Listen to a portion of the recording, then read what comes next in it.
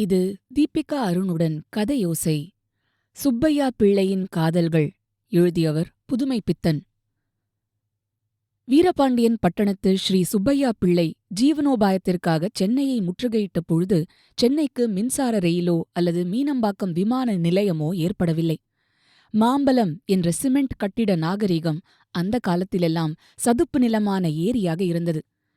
தாம்பரம் ஒரு தூர பிரதேசம். திருநெல்வேலியிலே railway station சோலைக்குள் தோன்றும் ஒற்றை சிகப்பு கட்டிடமாக ஜங்ஷன் என்ற கௌரவமில்லாமல் வெறும் இடைக்கழி ஸ்டேஷனாக இருந்தபோது திருவனந்தபுரம் எக்ஸ்பிரஸ் மாலை 4 அல்லது 5 மணிக்கு தஞ்சாவூர் மார்க்கமாக செய்த நீண்ட பிரயாணத்தின் சின்னங்களுடன் சோர்வு தட்டியது போல வந்து நிற்கும். அந்த காலத்தில் வீரபாண்டியன் பட்டணத்துக்கு போக வேண்டும் என்றால் தபால் வண்டியானால் மலிவு. பிரம்மாண்டமான லக்ஷ்மி விலாஸ், கணபதி விலாஸ் சாரபங்க் ஏறினால் சீக்கிரம் செல்லலாம். அப்பொழுதெல்லாம் திருநெல்வேலி மைனர்கள் ஸ்ரீவைகுண்டம் வைப்பாட்டிமார் வீடுகளுக்கு ஜட்கா வண்டியில் போய்விட்டு இரவு 10 மணிக்கெல்லாம் திரும்பி விடுவார்கள். அந்த காலத்திலெல்லாம் ஜட்கா என்றால் அவ்வளவு மவுஸ். அந்த காலத்திலெல்லாம் ஸ்ரீ சுப்பையா பிள்ளை ஒரு வாலிபன். ஊரையே வளைத்து கோட்டை கட்டிவிடும்படி பணம் சேர்த்துக் கொண்டு வந்துவிடலாம் என்ற நம்பிக்கையுடன் புறப்பட்டவர் இன்னும் ஒரு முறை கூட, அதாவது தம் கல்யாணம், தம்முடைய தகப்பனார் மரணம், இவைகளுக்காக 5-6 நாட்கள் ரஜா எடுத்துக்கொண்டு அந்த பிரதேசத்திற்கு மின்வெட்டு யாத்திரை செய்தது தவிர மற்றபடி ஒருமுறை கூட சென்றதே இல்லை. தனலட்சுமி புரொவிஷன் ஸ்டோர்ஸ் பூர்வத்தில் பேட்டை பிள்ளை ஒருவரால் பவழக்கார தெருவில் அப்பகுதியில் வசிக்கும் திருநெல்வேலி வாசிகளின் சுயஜாதி அபிமானத்தை உபயோகித்து சில காலம் பலசரக்கு வியாபாரம் நடத்தியது. அந்த வியாபாரத்தில் ஸ்ரீ சுப்பையா பிள்ளையும் பண வசூல், கணக்கு, வியாபாரம் என்ற நானாவித இலாக்காக்களையும் நிர்வகித்தார். அதாவது மாண்ட்ஃபோர்ட் சீர்திருத்த காலத்து மாகாண மந்திரிகள் மாதிரி. பிறகு தனலட்சுமி ஸ்டோர்ஸ் ஜவுளிக்கடையாக மாறி திருநெல்வேலி மேலரத வீதி ஜவுளி வர்த்தகர்களில் சில்லறை பேர்வழிகளுக்கு மொத்த சரக்கு பிடித்துக் கொடுக்கும் இணைப்புச் சங்கிலியாகி பெரிய வர்த்தகம் நடத்துவதற்குக் காரணம் கம்பெனிக்கு ஆரம்பத்தில் கிடைத்த ஆதரவினால் ஏற்பட்ட லாபம் என்பதுடன் எதிரில் திறக்கப்பட்ட Meenakshi provision and firewood stores என்பதை மறந்துவிடலாகாது. இது தஞ்சாவூர் ஐயர் ஆரம்பித்த கடை. சர்க்கரையாக பேசுவார். பற்று வரவும் சௌகரியத்திற்கு ஏற்றபடி இருந்தது. அவர் கடையில் கணக்கு வைத்ததால் குடும்பத் தலைவர்கள் வீட்டுத் தேவைகளுக்கு என்று தனி சிரமம் எடுத்துக்கொண்டு வெளியில் காலடி எடுத்து வைக்க வேண்டிய அவசியமில்லாது போயிற்று. மேலும் தனலட்சுமி ஸ்டோர்ஸ் முதலாளி தமக்கு அந்த பகுதி திருநெல்வேலி சைவர்களுடன் ஏற்பட்ட நெருங்கிய தொடர்பால் கடையில் நேரடியாக வந்து வாங்குகிறவர்களுக்கு ஒரு மாதிரி, வீட்டிலிருந்து கொண்டு கணக்குச் சிட்டையை அனுப்பி மாசாமாசம் பாக்கி வைப்பவர்களுக்கு ஒரு மாதிரி என்று நடக்க ஆரம்பித்ததும் இதற்கு ஒரு துணை காரணம். விசேஷமாக மண்பானை சமையல் என்ற விளம்பரங்களுடன் சைவ சாப்பாடு ஹோட்டல் ஒன்றும் மூடப்பட்டது.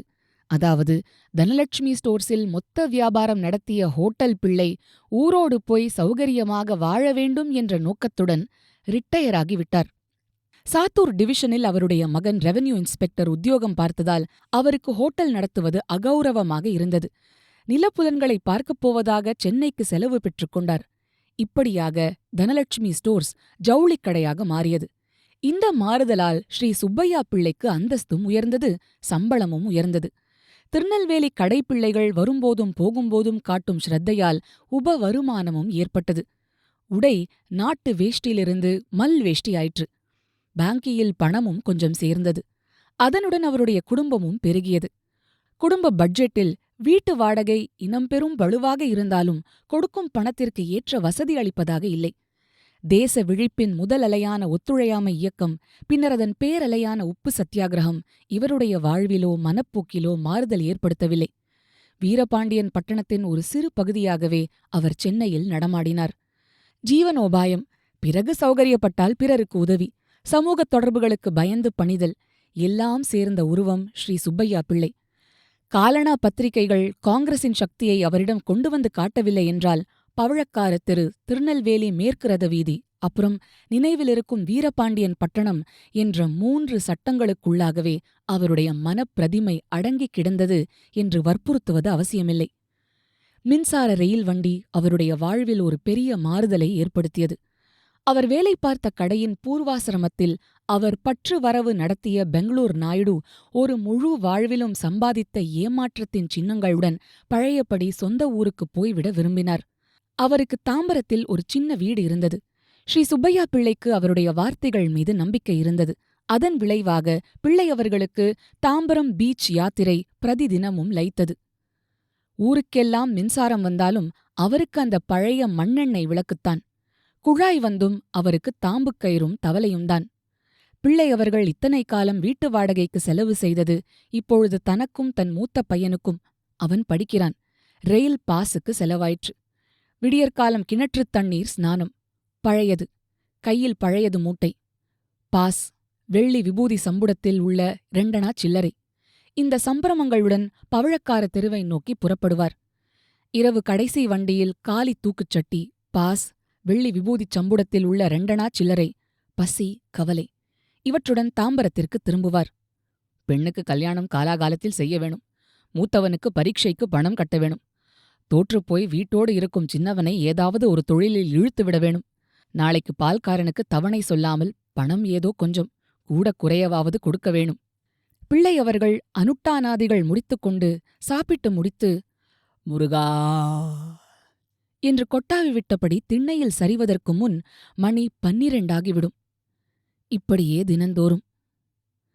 காலை 7 மணி சுமாருக்கு திருவனந்தபுரம் எக்ஸ்பிரஸ் விசில் சப்தம் அவுட்டர் சிக்னல் அருகில் கேட்கும்பொழுது ஸ்ரீ சுப்பையா பிள்ளை தாம்பரம் ஸ்டேஷன் மாடிப்படிகளில் கால் வைப்பார். எதிரில் நிற்கும் டிக்கெட் பரிசோதகன் புது ஆசாமியாக இருந்தால் பாஸை எடுத்து காண்பித்துவிட்டு மேலேறுவார். இல்லாவிட்டால் சிந்தனைகளுடன் படிகளில் கால் உயர்ந்தேறிச் செல்லும். கண்கள் தெற்கு நோக்கி ரயில் வண்டி வரும் திசையை துழாவும். திருநெல்வேலியிலிருந்து தமக்கு தெரிந்த யாரும் வந்தால் பார்க்கலாமே என்ற ஆசைதான். எக்ஸ்பிரஸ் புறப்பட்ட பிறகுதான் மின்சார ரயிலும் புறப்படும். ஆகையால் அந்த நேரத்தில் எக்ஸ்பிரஸ் பிளாட்பாரத்திற்குச் சென்று இரவு முழுவதும் கொசுக்களுடன் மல்லாடிய சிரமத்தை செங்கற்பட்டு அவசர காஃபியில் தீர்த்து கொண்ட பாவனையில் ஜன்னல் வழியாக தலை நீட்டுபவர்களை பார்ப்பதில் ஒரு நாட்டம் பிள்ளை அவர்களுக்கு எப்பொழுதும் உண்டு. இந்த முழு ஆடியோ புக்கையும் இன்னும் நிறைய சுவாரஸ்யமான கதைகளையும் முழுசா கேட்க மாசம் ஒரு சின்ன தொகையை சந்தாவா செலுத்தி கதை ஓசையில தொடர்ந்து கேளுங்க. விவரங்கள் டிஸ்கிரிப்ஷன்ல இருக்கு. இது தீபிகா அருணுடன் கதை ஓசை.